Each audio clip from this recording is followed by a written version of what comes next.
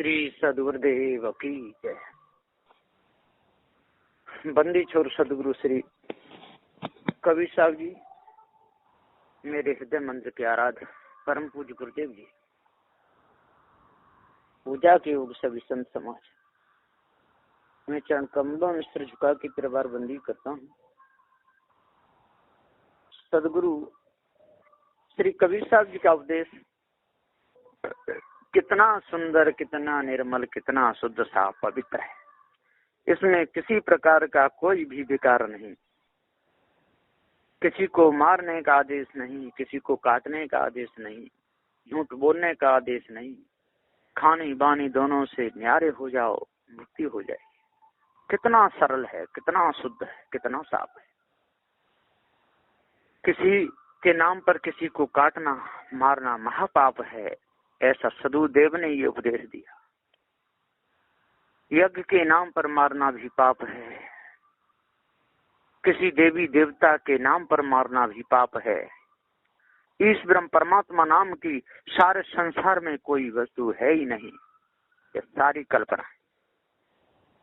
जब तक इस कल्पना को हम नहीं त्यागेंगे, जब तक इस कल्पना के गुलाम बने रहेंगे, तब तक हमारे अंदर भ्रम का नाश होगा ही नहीं। भ्रम का नाश करने के लिए पर ज्ञान बहुत आवश्यक है। जब तक हमको पूरा पारक ज्ञान नहीं होगा, तब तक हम मायावी गुरबा लोगों के गुलाम बने रहे। और मायावी गुरबा लोगों की जो गुलामी है, ये बहुत बड़ी गुलामी है। ये हमारे जीवन को बेकार कर देती है, जीवन को बिगाड़ देती है। तो जनों, जब तक हम इस गुलामी के और गुलाम बने रहेंगे, तब तक हमारे जीवन में शांति नहीं आ सकती, हमारे जीवन में क्रांति ही आएगी। सदगुरुदेव का जो उपदेश है वो एकदम शुद्ध, साफ, निर्मल है। शुद्ध, साफ, निर्मल उपदेश ही एक काम का होता है, और तो सब बेकार है। शिवलिंग की पूजा करते हैं, रामेश्वर नाम से पृथ्वी पर प्रसिद्ध हुए शिव जी की कृपा से ही राम जी रावण आदि राक्षसों को मारकर विजयी हुए। रामेश्वर महादेव का जो व्यक्ति दर्शन पूजन करता है, रामेश्वर शिवलिंग पर दिव्य गंगा जल चढ़ाता है, वह जीवन मुक्त हो जाता है तथा अंत में कैवल्य मोक्ष प्राप्त करता है। ऐसी इन लोगों के अंदर भ्रमणा लगी हुई है। ये सारा झूठ का पसारा है। जब तक इस झूठ के पसारे में और भ्रम भूल कल्पना में मौज लेते रहेंगे, तब तक ये गुलाम ही बने रहेंगे। इसलिए सदगुरुदेव कहते हैं कि भैया, जड़ाध्यास को अपने अंदर से निकाल दो, सभी प्रकार की बीमारी को अपने अंदर से निकालो। ये बहुत बड़ी बीमारी है। भूत चुड़ैलें, तंत्र मंत्र, जादू टोना, हवन होम, 4 2 6 7 18 प्राणों की कल्पना, मारना काटना, पत्थर पूजना, नदी नालों की पूजा, जंगलों में घूमना, वृक्षों की पूजा करना, परिक्रमा लगाना, ये बहुत बड़ी बीमारी है। विषय वासना भ्रम से बुद्धि मारी जाए, मोक्ष कभी नहीं पावता, धोखे जन्म गमाए। सदगुरुदेव कहते हैं कि सज्जनों, विषय वासना से और भ्रम भूल में फंसने से बुद्धि मारी जाती है, विवेक विचार पर पर्दा पड़ जाता है, पूर्ण पारक ज्ञान नहीं हो पाता। मायावी गुरबा लोग जैसे कहते हैं वैसा ही करना पड़ता है। फिर वह जीव मोक्ष से बहुत दूर हो जाता है, अर्थात पूरा जीवन धोखे में ही चला जाता है। अक्ल सारी मंद पड़ जाती है, यानी गुम पड़ जाती है। इस अकल में, इस भ्रम से बचने का केवल ठिकाना पारक ज्ञान सिवा, पारक ज्ञान के सिवा और कोई नहीं। पारक ज्ञान ही से इस भ्रम से हम बच सकते हैं। बचने का केवल ठिकाना पारक ज्ञान, पारक ज्ञान के सिवा और कोई नहीं, और कोई नहीं है। ऐसा जान लीजिए कि जब तक हम इन धोखे की बातों में मौज लेते रहेंगे और भ्रम भूल कल्पना में फंसे रहेंगे, तब तक हमारे हृदय की कालिमा, हमारे अंदर की कालिमा मिटेगी नहीं। चेतन पूजा से हम बहुत दूर हो जाएंगे, और चेतन पूजा के बिना किसी का अंतःकरण शुद्ध नहीं हो सकता। मारने काटने से किसी का अंतःकरण शुद्ध नहीं हो सकता। यज्ञ के नाम से पशुओं को काटने से अंतःकरण शुद्ध नहीं हो सकता। स्वयं खाने के नाम से काटने से अंतःकरण शुद्ध नहीं हो सकता। जिंदे और मरे दोनों कई मांस खाने से अंतःकरण शुद्ध नहीं हो सकता। इससे तो नाना प्रकार के विकार अंदर आते ही चले जाएंगे, भ्रम भूल कल्पना बढ़ती ही चली जाएगी। कहते हैं कि दक्षिण दिशा स्थित पर्वत पर अपनी पति परायण सुंदर पत्नी सुदेहा के साथ भारद्वाज गोत्र वाला सुधर्मा नामक वेदज्ञ ब्राह्मण रहता था।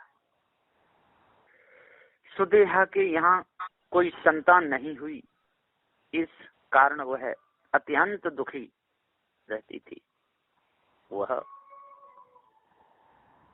आए दिन अपने पड़ोसियों के व्यंग्य बाणों तथा अपने अपमान आदि की बात कहती, परंतु तत्वज्ञ सुधर्मा इधर ध्यान नहीं देते थे। अंततः एक दिन आत्मघात की धमकी देकर सुदेहा ने अपने पति को दूसरे विवाह के लिए राजी कर ही लिया। अपनी बहन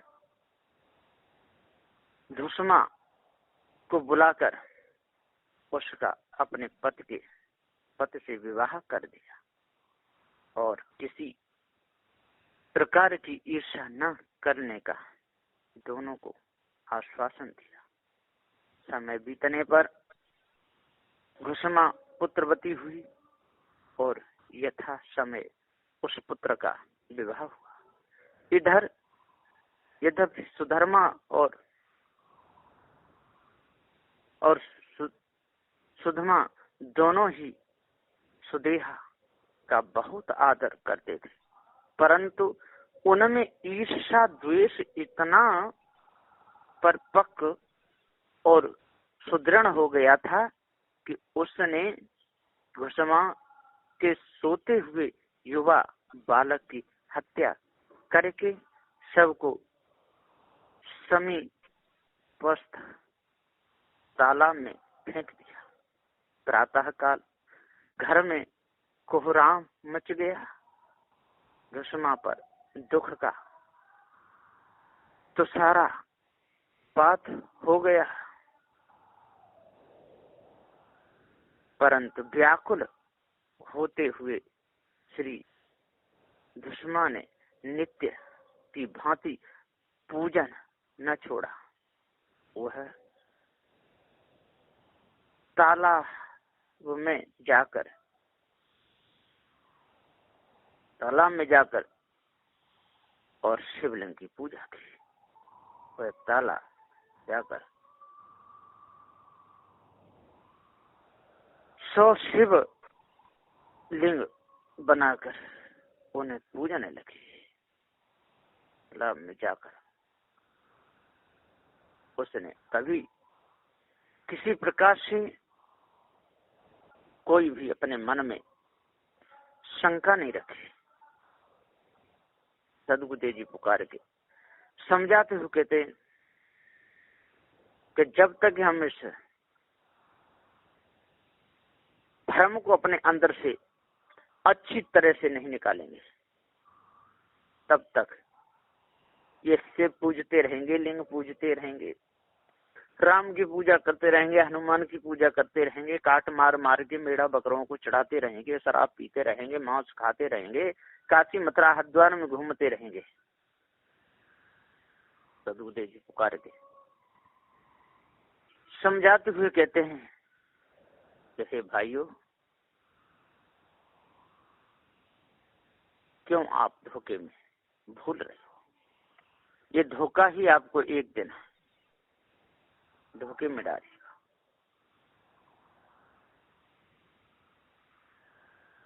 आपको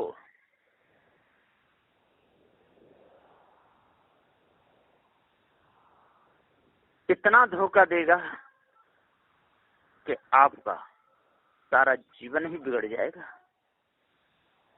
आपके हाथ में कुछ भी नहीं रहेगा। मात कहे ये पुत्र है मेरा, और बहन कहे वीर मेरा, क्रिया कहे ये पति हमारा,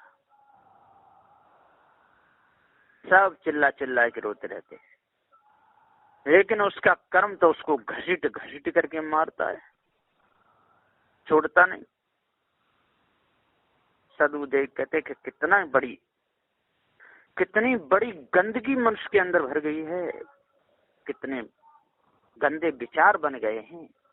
ये चेतन पूजा की तरफ झुकाव है ही नहीं। पूजने की बीमारी लगी है, पर पूजा किसकी करनी चाहिए पता ही नहीं। वो नारी दुष्मा ने नित्य की भांति पूजन न छोड़ा, वो तालाब में जाकर ये 100 शिवलिंग बनाकर उन्हें पूजने लगे। जो ही विसर्जन करके वह घर की ओर मुड़ी, त्यों ही उसे अपना पुत्र तालाब पर खड़ा मिला, और शिवजी ने खुश होकर सुदेहा के पाप की पोल खोल दी और उसे बताया। सदगुरुदेव जी कहते हैं कि ऐसी ऐसी बात, मरा हुआ पुत्र तालाब के किनारे महादेव की कृपा से मिल गया, और जो उल्लू पने की बात नहीं तो क्या है, उसे मारने के लिए उद्धत हो गए। दुश्मन ने हाथ जोड़कर शिवजी की विनती की और उनसे सुदेहा का अपराध क्षमा करने के लिए कहा। इसके अतिरिक्त दुश्मन ने अत्यंत विनीत शब्दों में शिवजी से विनती की, यदि वे उस पर प्रसन्न हैं तो संसार की रक्षा के लिए वे सदा वहीं निवास करें। शिवजी ने उनकी प्रार्थना स्वीकार कर ली और घूमेश्वर नाम से, यानी शुभ ज्योतिमय लिंग द्वारा वहां स्थिर हो गए। हे भाई, ऐसी हैं संसार की मानंदी। जो भी मनुष्य इन मानंदी के चक्कर में पड़ेगा, वह संसार के चक्कर से कभी छूट नहीं सकता। संसार के चक्कर से छूटना है तो पारखी संतों की शरण में लगो, और मायावी गुरबा लोगों का और विषयी पुरुषों का संग साथ त्याग दो। त्याग देने का मतलब विषय वासना के कर्मों को जड़ मूल से त्याग दो। जड़ चेतन के भेद को जान लो, फिर कोई बंधन नहीं रहेगा, ऐसा जाने। सदगुरुदेव जी पुकार के समझाते हुए कहते हैं कि जब तक ये मनुष्य आप लोगों को और ये बीमारी कचोटती रहेगी, आपके अंदर ये बीमारी लगी रहेगी, तब तक आप सुंदर जीवन नहीं जी सकते। आपका पाप में जीवन हो जाएगा, नरक में जीवन हो जाएगा, आपकी आदत बिगड़ जाएगी, आपके बाल बच्चों की आदत बिगड़ जाएगी। यदि साधु संत होकर के भी आप नशा नहीं त्याग पाए, काहे के साधु? आप विचारों को नहीं सुधार पाए, काहे के साधु? बोलना नहीं सीख पाए, काहे के साधु? चेतन पूजा नहीं जीवन में आ पाई, तो काहे के साधु? घूम घूम करके पत्थरों को पूजते पूजते माला हिला हिला के ही मरिए काय के साधु। हे संतो, हे ज्ञानियों, हे विचार मानो, आज आप लोगों को कितना सुंदर समय मिला है। ऐसे सुंदर समय को मत खो। ऐसे सुंदर समय को पा करके, मन जन्म को पा करके जीव दया करो, भ्रम भूल कल्पना से बचो, विषय वासना से बचो और पवित्र अपने अंतःकरण को बना लो, तब पूर्ण शांति मिलेगी। नहीं तो मिथ्या धोखे में आपका जीवन चला जाएगा और आप लोगों को कुछ भी नहीं मिलेगा। सारी आपकी जितनी भी कमाई है ये सब वृथा चली जाएगी और आप धोखे में फंस करके अपने जीवन को गमा बैठोगे। हे भैया, हे ज्ञानियों, हे ध्यानियों, अपने जीवनों को सुधारो और अपने वचनों को सुधारो, अपनी जीवन लीला सही रखो और आपके सानंद में जो आवे वो भी खुश रहे और आपके परिजन भी आपसे खुश रहे और आपके अंदर पारक ज्ञान का प्रकाश हो जाए, जड़ाध्यास छूट जाए, ईंट बेल पत्थरों की पूजा से आप बच जाओ, मारने काटने हत्याखोरी से बच जाओ। जो ग्रंथों में जो नियम लिखे हैं ये सारे के सारे झूठे हैं और झूठा लोगों ने ही लिखे हैं। जिनकी मांस खाने में प्रवृत्ति थी, जिनकी शराब पीने में प्रवृत्ति थी, जिसको लूटने खसूटने की प्रवृत्ति थी, उन्होंने वैसे ही अपने देवता मनगढ़ंत बना लिए, उनकी पूजा कर करके आज भूले हुए हैं। इस भूल से बचने के लिए एक पारक ज्ञान ही है। पारक ज्ञान से आप लोगों का उद्धार होगा, आप लोगों का कल्याण होगा, सभी प्रकार की बीमारी आपके अंदर से निकल जाएगी, आपका जीवन शुद्ध हो जाएगा, आपके विचार पवित्र हो जाएंगे, निर्मलता आपके अंदर आ जाएगी, कठोरता आपके अंदर से निकल जाएगी, दया भाव आपके अंदर आ जाएगा, आप दयालु कहलाओगे। यदि ऐसा नहीं किया तो आप दयालु नहीं कहला सकते, आप धर्म कहलाओगे।